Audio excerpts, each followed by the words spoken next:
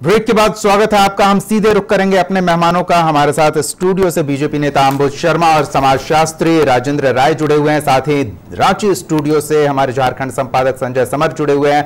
BJP की हार की वजह तलाश रहे हैं और इन परिणामों का क्या दूरगामी असर देखने को मिलेगा और संगठन को क्या सीख लेने की आवश्यकता है, इस पर हम बातचीत कर रहे हैं। और झारखंड में जो सत्ता परिवर्तन हुआ है वो झारखंड के लोगों के जीवन परिवर्तन में कितना सहायक होगा, यह जानने की कोशिश करते हैं। सीधे रांची स्टूडियो का रुख करते हैं। संजय समर जी, सत्ता परिवर्तन तो हो गया, लेकिन झारखंड की जनता का क्या भाग्य परिवर्तित होगा? देखिए, अब तो समय बताएगी, स्थिति बताएगी। अभी हम लोग दोपहर में ही बात किए थे कि अभी मुख्यमंत्री का नेतृत्व तो कांग्रेस को भी स्वीकार है, आरजेडी को भी स्वीकार है। अब चाहे अंबुज जी हो चाहे वो हो, उनसे बात करके पूछने का है कि सत्ता में हिस्सेदारी की क्या स्थिति होगी, क्योंकि यहाँ मुख्यमंत्री सहित 12 ही सदन में हो सकते हैं शामिल। इनके कैबिनेट, एक मुख्यमंत्री सहित इनके 11 सहयोगी कैबिनेट में शामिल हो सकते हैं। तो इसमें हिस्सेदारी आरजेडी को क्या मिलेगा, कांग्रेस को क्या मिलेगा और झामुमो क्या लेगी, इस पर अभी इन लोगों की बैठक नहीं हुई है। ये बैठक तय हो जाने के बाद ही यहाँ के राज्य की जनता का किस्मत खुलने की बात होगी। बिल्कुल, उन दलों के प्रतिनिधि फिलहाल जश्न के मूड में हैं, इस वजह से हमारे साथ जुड़ नहीं पाए हैं, तो उनके जश्न में खलल डालना फिलहाल ठीक नहीं होगा। लेकिन तस्वीरों पर हमारी नजर बनी रहेगी कि सरकार की तस्वीर किस तरह से उभर कर सामने आती है और झारखंड के लोगों की तस्वीर किस तरह से सुधरती है। फिलहाल राजेंद्र जी के पास चलते हैं। राजेंद्र जी, झारखंड खनिज संपदा से परिपूर्ण, प्राकृतिक संपदा से परिपूर्ण राज्य है, लेकिन वहां के लोग देश के सबसे गरीब लोगों में आते हैं। अब तक एक भी दल झारखंड में फिलहाल ऐसा नहीं है जिसने सत्ता लाभ न लिया हो, लेकिन इसका लाभ लोगों तक नहीं पहुंचा है। क्या अब उम्मीद जगेगी? क्योंकि अब जनता ने स्पष्ट जनादेश दिया है कि सिर्फ बोलने से काम नहीं चलेगा। एक पॉपुलर गवर्नमेंट को वो हटा सकती है सिर्फ इस वजह से क्योंकि उसे योजनाओं का लाभ शायद नहीं मिला। तो अगले सरकार को भी इस पर सोचना होगा, यह ध्यान रखना होगा। जहां तक जनता का बात है, जनता हमेशा अपना फैसला उचित करती है और वो बिल्कुल ठीक रहता है। अब जिसके हाथों में काम दिया जाता है वह व्यक्ति जब तक सत्ता में नहीं बैठा रहता है तो उसका चेहरा कुछ और होता है और सत्ता के बाद चेहरा कुछ और हो जाता है।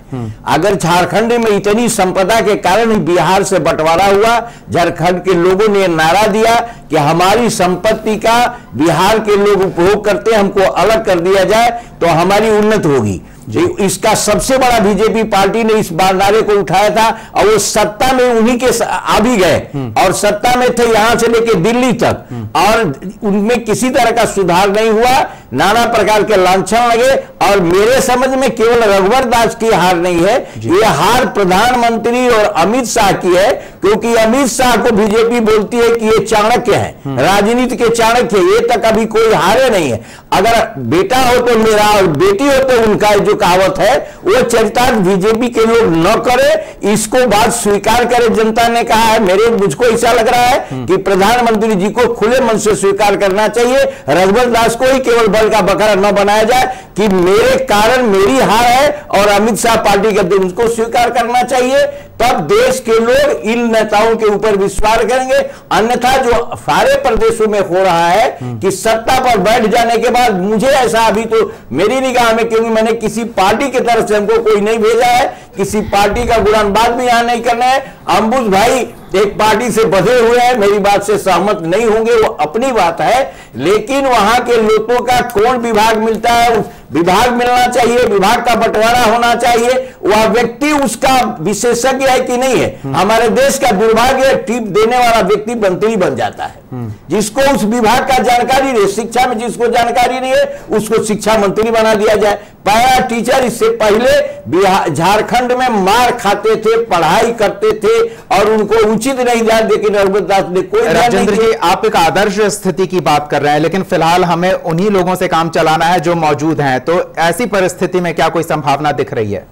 संभावना अच्छी है। हम उम्मीद करते हैं कि आए हुए जिनके ऊपर सरकार का भार मिलेगा, लोग काम करेंगे। नहीं तो जिंदा कौमें 5 साल इंतजार नहीं करती और करना भी नहीं चाहिए। काम नहीं करता तो बदल देना चाहिए। जो आज बीजेपी की हालत हुई है, मुझे तो लगता है यहीं से उनका शुरुआत हो गया है। और अगर नहीं हुआ तो बिहार में मुझे बहुत बहुत शंका लग रही है कि आने वाले चुनाव में बीजेपी को हार हो सकती है। अगर ये लोग काम अच्छा करें तो, नहीं काम करें तो रिजल्ट उल्टा भी हो सकता है। खैर, बिहार तो दूर है, फिलहाल दिल्ली नजदीक है, इस पर भी हम आगे बात करेंगे। लेकिन अंबुज जी से एक प्रतिक्रिया ले लेते हैं। अंबुज जी, जो चर्चा के दौरान निकलकर बातें सामने आ रही है कि बड़े तामझाम से इन्वेस्टर्स को आमंत्रित किया गया था, रघुवर दास ने हाथी उड़ाकर दिखाया था झारखंड में जो लोगो था इन्वेस्टर्स समिट का, और उसके बावजूद नरेंद्र मोदी चुनावी सभाओं में यह कहते सुने गए कि झारखंड में एक भी परिवार ऐसा नहीं है जिसे कोई केंद्रीय या राज्य सरकार की योजना का लाभ नहीं मिला है। जब लाभ पहुंचाने का दावा आप कर रहे हैं, फिर भी लाभान्वित आपके पक्ष में क्यों नहीं है? तो इससे यह माना जाए कि जो बातें हुई वो सिर्फ कहने भर की थी, कार्यान्वित उन बातों को नहीं किया गया। मैं आपकी बात से सहमत नहीं हूं। वास्तव में उज्ज्वला योजना, स्वास्थ्य बीमा, ये सारे प्रकल्प केंद्र सरकार के द्वारा झारखंड में क्रियान्वित किए गए जी। अब चूंकि चुनाव का वक्त है, परिणाम अभी भी आ रहे हैं, ये आकलन हमें समीक्षा जरूर करनी होगी।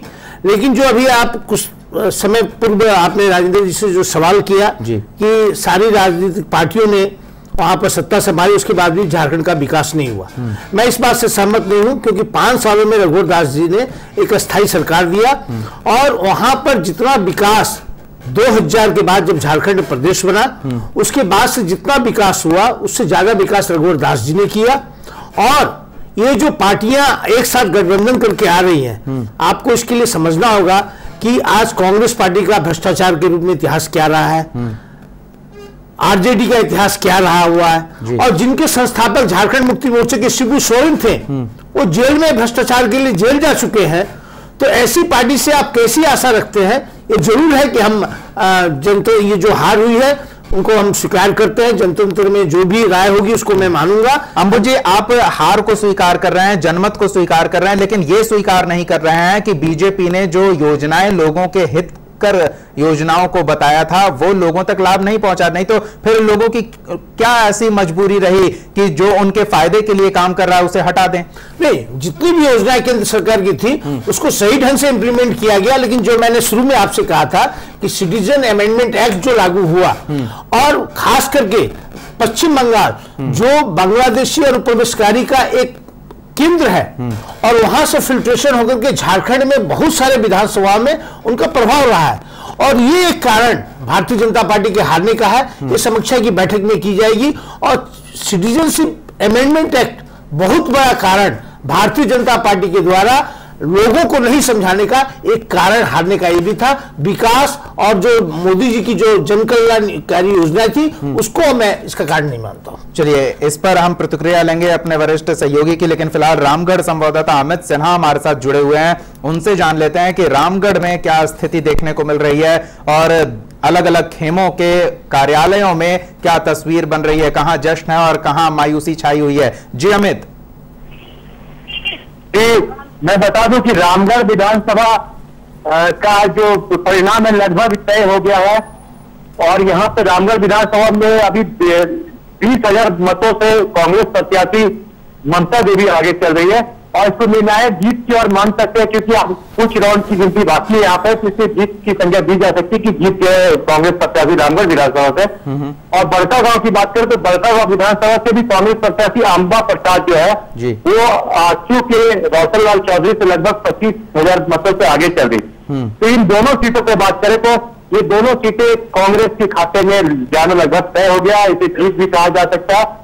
और रामगढ़ जो कि हॉट सीट था, झारखंड की हॉट सीट था, क्योंकि यहाँ से एक पूर्व मंत्री एवं वर्तमान सांसद और आजसू के सेकेंड सुप्रीमो चंद्रप्रकाश चौधरी की पत्नी सुनीता चौधरी यहाँ से चुनाव लड़ रही थी, और इनके लिए ये सीट इज्जत का सीट बना हुआ था, प्रतिष्ठा का सीट बना हुआ था, और यहाँ पर कांग्रेस ने जोरदार सेंधमारी करते हुए और जीत हासिल की है। बिल्कुल है, धन्यवाद अमित इस तमाम जानकारी के लिए, ताजा अपडेट्स के लिए।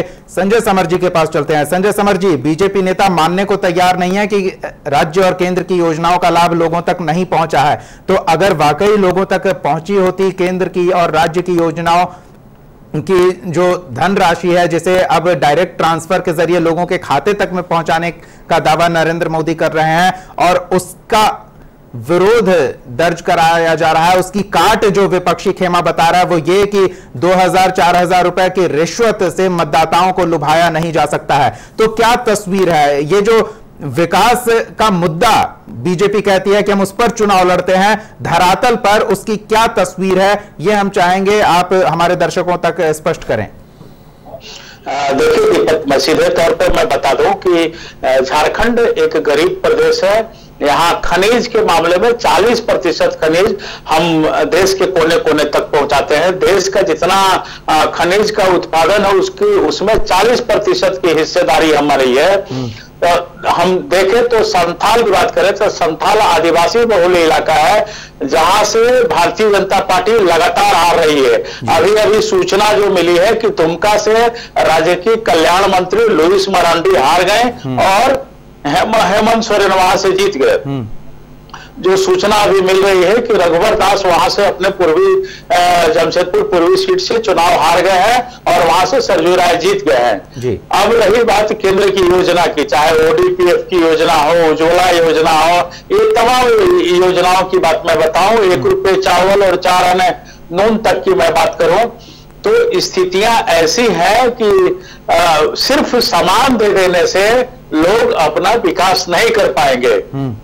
उनको शिक्षा की जरूरत है, उनको काम की जरूरत है। किसी को अगर खाना दे दिया जाए और कहा जाए कि दिन भर बैठे रहो तो बस वो जेल हो गया, उससे तो कुछ निपटारा है नहीं। हर हाथ को काम देने में सरकार असफल रही, सिर्फ और सिर्फ हाथी उड़ाने जैसी बात करते रही, पत्थलगड़ी जैसे मूवमेंट यहाँ होते रहे और सरकार चुप बैठी रही। बल प्रयोग ज्यादा हुआ, चाहे वो पारा शिक्षक पर हो, चाहे आंगनबाड़ी सेविकाओं पर हो, वो लोग की नाराजगी, बहुत ज्यादा नाराजगी इस सरकार को या रघुवर सरकार को डुबाने में या चुनाव में आगे बढ़ने में रोकने में पारा शिक्षक आंगनबाड़ी सेविकाओं की अहम भूमिका मानी जा रही है। रात 12 बजे उन लोगों पर लाठीचार्ज हुआ था। आंगनबाड़ी सेविकाओं की क्या अहम भूमिका है इस समाज में, इससे कोई इनकार नहीं कर सकता है। पारा शिक्षकों की क्या भूमिका है समाज में, उससे इनकार नहीं किया जा सकता है। बदले में मैं बता दूं कि 2, 3, 4 स्कूल जोड़ के एक स्कूल करने की योजना भी इनके लिए घातक साबित हुई है, क्योंकि हर इंसान आज के दिन में चाहता है कि उसके बच्चे पढ़ें। अगर वो 1 किलोमीटर पैदल चल करके जाते थे स्कूल पढ़ने के लिए, तो उन दूसरे गांव के बच्चों को 4 किलोमीटर पैदल चल कर आना पड़ा, जिससे अभिभावकों के बीच काफी रोष रहा। और सरकार की बात अभी हम सुन रहे थे, अबू जी ने कहा कि विकास जितना रघुवर सरकार में हुआ उतना नहीं हो पाया, तो वो विकास जमीन पर दिखना भी चाहिए। जी बिल्कुल। हर तरह का समिट किया गया, समिट में हाथी को उड़ा दिया गया, ऐसा हो सकता है क्या? जमीन पर काम नहीं दिखाई दिए, कागज पर काम जरूर हुए, जिसे इनकार नहीं किया जा सकता है। और ये रघुवर दास का अहंकार, भारतीय जनता पार्टी की नहीं, ये रघुवर दास की अहंकार की हार हुई है, रघुवर दास की हार हुई है। इनके परिवार की जो रंगदारी हुआ करती थी, जो वर्चस्व, जैसे लालू यादव एकीकृत बिहार में लालू और राबड़ी परिवार के लोग जिस तरह से किया करते थे, वही स्थिति जमशेदपुर पूर्व और पश्चिम में इनके परिवार के सदस्य किया करते थे। इनके पुत्र ललित जो है, उनके गार्ड राहगीरों की पिटाई तक कर दिया करते थे और एक थाने में एफआईआर नहीं हुआ करती थी। तो इनका अहंकार और इनकी जो स्थितियां बनी थी, जिसके कारण वो जमशेदपुर पूर्वी में आ रहे और अपने तो गए, भारतीय जनता पार्टी को पूरी तरह से यहां से गड़बड़ा करके जा रहे हैं। जिसका उनके सिर्फ रघुवर दास के चलते भारतीय जनता पार्टी दोषी कौन है ये तो एक तरह से करीब करीब चिन्हित तो होता दिख रहा है, लेकिन अब इस दोष को दूर कैसे किया जाए, क्योंकि आने वाले समय में कुछ महत्वपूर्ण जगहों पर चुनाव है, उसका भी ध्यान बीजेपी को रखना होगा। इससे पहले कि हम मेहमानों का रुख करें, हमारे सामने कुछ अहम जानकारी है वो अपने दर्शकों को दे दें। झारखंड पूर्वी सीट पर, जी हां, रघुवर दास का जो गढ़ कहा जाता है, वहां से रघुवर दास अब हारने की स्थिति में पहुंच चुके हैं। करीब 10,000 वोटों से पीछे चल रहे हैं। तो ये आंकड़ा ऐसा है जिसे अब पाट पाना असंभव जैसा है। उतने मतों की गिनती अब बाकी नहीं रही जिससे रघुवर दास इस बढ़त को पाट पाए। तो सरयू राय 10,000 वोटों से आगे चल रहे हैं और सरयू राय की वजह से जमशेदपुर पश्चिमी सीट जो कभी बीजेपी के खाते में हुआ करती थी, बीजेपी ने उस सीट को भी गंवाया है। वहां से बीजेपी प्रत्याशी की हार हुई है। जमशेदपुर पश्चिमी सीट अब कांग्रेस के खाते में चली गई है। तो हेमंत सोरेन ने लुइस मरांडी को दुमका से हराया और बरहेट सीट पर भी आसान जीत दर्ज की है। इसके अलावा बीजेपी के प्रदेश अध्यक्ष, जी हां, सरकार के नेतृत्वकारी चेहरे की तो हार हुई है, लेकिन संगठन के नेतृत्वकारी चेहरे को भी हार का सामना करना पड़ा है। तो दोनों मोर्चे पर बीजेपी विफल रही है। सांगठनिक तौर पर अगर चुनावी अभियान में बीजेपी को देखें तो बूथ मैनेजमेंट के जरिए बीजेपी जीतती आई है, लेकिन संगठन भी झारखंड में कमजोर हुआ है। शायद इस वजह से प्रदेश अध्यक्ष को भी हार का सामना करना पड़ा है। तो सरकार का चेहरा भी धूमिल हुआ, रघुवर दास को हार का सामना करना पड़ा है। अब ये आंकड़े स्थिति करीब करीब स्पष्ट करते दिख रहे हैं रघुवर दास के लिए। अंबुज शर्मा जी के पास चलेंगे। अंबुज शर्मा जी, इस हार के बाद अब आपको उस जगह चुनावी मैदान में उतरना है जहां आपकी स्थिति पहले से कुछ बेहतर नहीं है। मनोज तिवारी नेतृत्व कर रहे हैं दिल्ली का और वहां चुनाव है अगले 2 महीने बाद। क्या लगता है, इस हार से उबर पाएंगे और वहां बेहतर परिणाम दे पाएंगे या फिर वहां भी निराशा ही हाथ लगेगी? हम इस लोकतंत्र में इस जनमत का सम्मान करते हैं और भारतीय जनता पार्टी का इतिहास रहा है, जब जब भारतीय जनता पार्टी को शिकस्त मिली है, आपको ख्याल होगा 1984 में जब हम 2 सीट थे, उसके बाद हम लोगों ने किस बुलंदियों को छुआ। जरूर झारखंड का चुनाव में हमारी जरूर हार हुई, उसकी समीक्षा केंद्रीय नेतृत्व करेगा, लेकिन आगे आने वाले जो दिल्ली का चुनाव है उसमें हम एक प्रबल जनमत के द्वारा हम पुनः सत्ता में आएंगे। एक समय जब मदन लाल खुराना, केदारनाथ साहनी दिल्ली के लिए नेतृत्व करते थे, ठीक उसी प्रकार से आज वहां दिल्ली का जो नेतृत्व है, और पिछली जो लोकसभा चुनाव हुई उसमें 7 से 7 सीटों पर हम लोगों ने जीता। हमने डीडीए का चुनाव जीता और दिल्ली की वास्तव में अरविंद केजरीवाल ने जो वादे अपने चुनावी मैनिफेस्टो में किया, वो एक भी वादे उन्होंने सही ढंग से लागू नहीं किया। आज जल बोर्ड के चेयरमैन होने के बावजूद उनके पास कोई मंत्रालय नहीं है, लेकिन वहां जल की स्थिति सबसे विकराल रूप है, प्रदूषित जल है।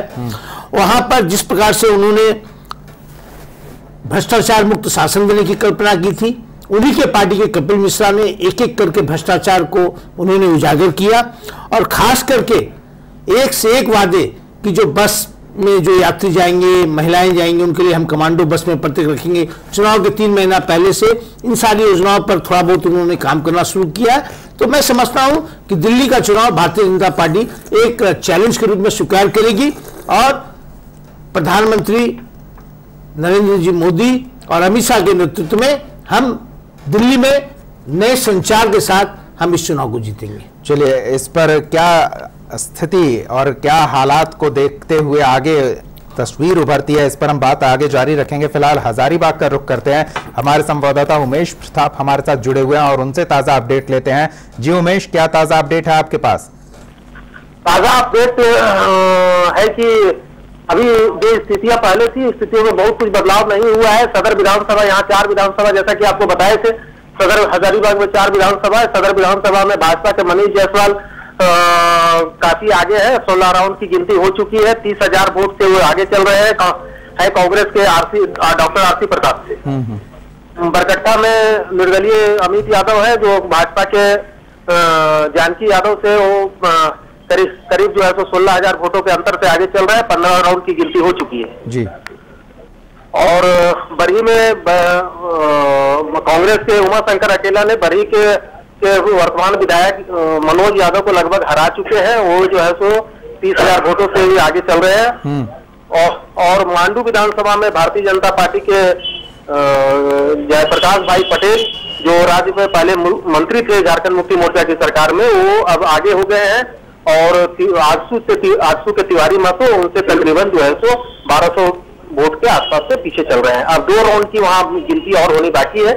लगभग तस्वीर साफ हो चुकी है कि चारों विधानसभा में 2 सीट पर भारतीय जनता पार्टी जीत की ओर बढ़ चुकी है और 2 विधानसभा में विपक्षी, एक निर्दलीय और एक कांग्रेस के प्रत्याशी लगभग जीत चुके हैं जी। यानी कि औपचारिकता बाकी है।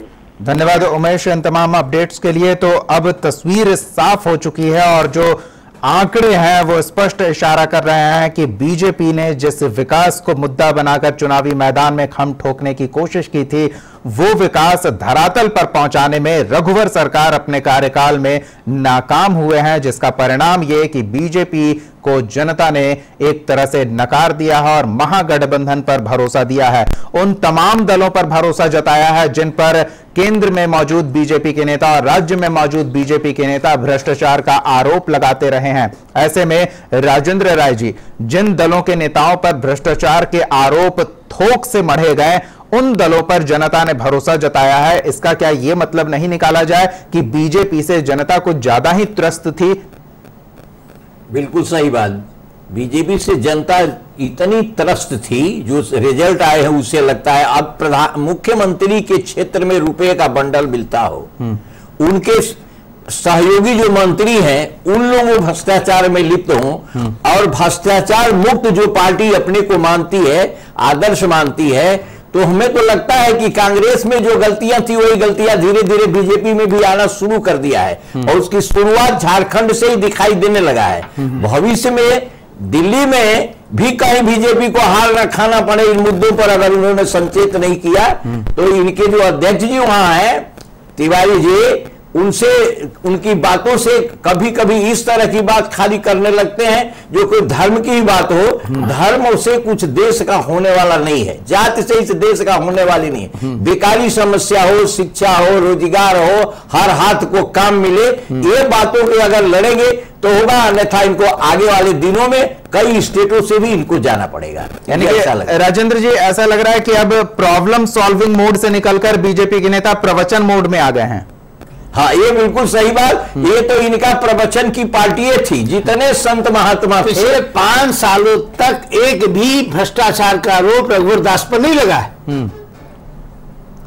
आप एक भी आंदोलन बता दीजिए, एक भी भ्रष्टाचार का आरोप बता दीजिए। वो तो अब उभर कर सामने आएंगे ना। जब सत्ता परिवर्तन हुआ तो तमाम फाइल खुलेगी, जिन तक पहुंच नहीं थी लोगों की, नेताओं की, वो फाइल्स खुलेंगे, तब पता चलेगा कि क्या काम हुआ रघुवर सरकार के कार्यकाल में। आज भी मैं इस बात को कहना चाहता हूं कि रघुवर दास पर एक भी अगर भ्रष्टाचार का आरोप होता, ये बिल्कुल जरूर है कि लोकतंत्र में हम इस हार को स्वीकार करते हैं, लेकिन भ्रष्टाचार का मुद्दा भारतीय जनता पार्टी के सामने नहीं रहा है और भ्रष्टाचार नरेंद्र मोदी और अमित शाह कभी भी इसको बर्दाश्त नहीं कर पाएंगे। और ये जो हम इस हार का सबसे बड़ा जो मैं कारण समझता हूं वो है सिटीजनशिप अमेंडमेंट एक्ट, जिसको जनता के बीच में हम सही ढंग से लोगों को नहीं समझा सके। ये एक हार का कारण हो सकता है। बाकी और भी जो कारण है उसको समीक्षा बैठक में हम केंद्रीय नेतृत्व तय करेगा। तो ये तो राष्ट्रीय मुद्दा है, हर जगह ये मुद्दा उठेगा और देश भर में इस मुद्दे को लेकर विरोधी खेमा बीजेपी को घेरने की अगर हम समझा पाएंगे इन मुद्दों को तो ये पूर्ण विश्वास है, क्योंकि सिटीजनशिप अमेंडमेंट एक्ट में कोई भी ऐसा विषय नहीं है जिसमें कि जो विरोधी दल आज इस प्रकार से सारे देश में हिंसा का वातावरण इन लोगों ने बना करके रखा है, उसमें कोई कह दे कि कोई दूसरी जो संप्रदाय के लोग हैं उनको देश से निकाला जा रहा है। इन लोगों ने एक तरह से अफवाह फैलाने की चेष्टा की कि कम्युनिटी के लोगों को देश से भगाया जा रहा है, डिटेंशन कैंप हो रहा है। तो इस बात से ये एक चुनाव का मुद्दा हो सकता है। इसके लिए जो समीक्षा बैठक और बाकी जो सारे विषय है उन पर हम आएंगे, लेकिन स्थानीय भी कुछ मुद्दे जरूर हुए होंगे, लेकिन केंद्र की जो नीतियां थी वो झारखंड में एकदम पूरी तरह से लागू हुई। आज भ्रष्टाचार का इस प्रकार से है कि जो भी सारे फंड और जो भी जो आपको ऐड मिल रहा है वो सारे चेक के माध्यम से बैंकों में ट्रांसफर हो रहा है। इसमें भ्रष्टाचार का मुद्दा मैं नहीं मानता।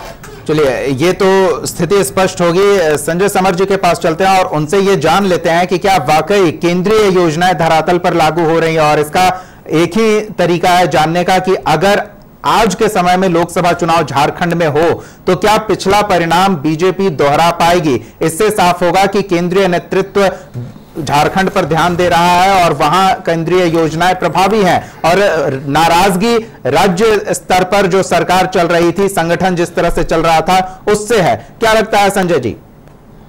देखिए दीपक, मैं बता दूं कि यहाँ हम लोग राज्यों का संघ है जिसे भारत कहते हैं, और राज्य का चुनाव अलग मुद्दे पर होता है, केंद्र का चुनाव अलग मुद्दे पर होता है। यहाँ की स्थिति, झारखंड की स्थिति, भारतीय जनता पार्टी के कार्यकर्ताओं से नाराजगी का भी एक परिणाम सामने जो दिखाई दिया है। ये चीज का प्रचार प्रसार नहीं हुआ है। चुनाव के, लोकसभा चुनाव के दरमियान तमाम लोगों मोदी पसंद थे, इसी से मोदी जी के लिए तमाम कार्यकर्ताओं ने काम किया। लेकिन विधानसभा चुनाव में जिस तरह से अपने कार्यकर्ताओं का टिकट कटा, उनकी प्रतिक्रिया बहुत जोर शोर से कार्यकर्ताओं के बीच में गई। मान लीजिए कि जैसे कि निरसा से एड़ी चोटी लगाने वाले गणेश मिश्र, उनका टिकट काट करके अर्पणा से दिया गया। स्वाभाविक सा बात है कि नाराजगी होना। हटिया विधानसभा सीट की बात करें तो पिछले चुनाव में यही नवीन जायसवाल सीमा शर्मा को 5000 वोट से हराए थे।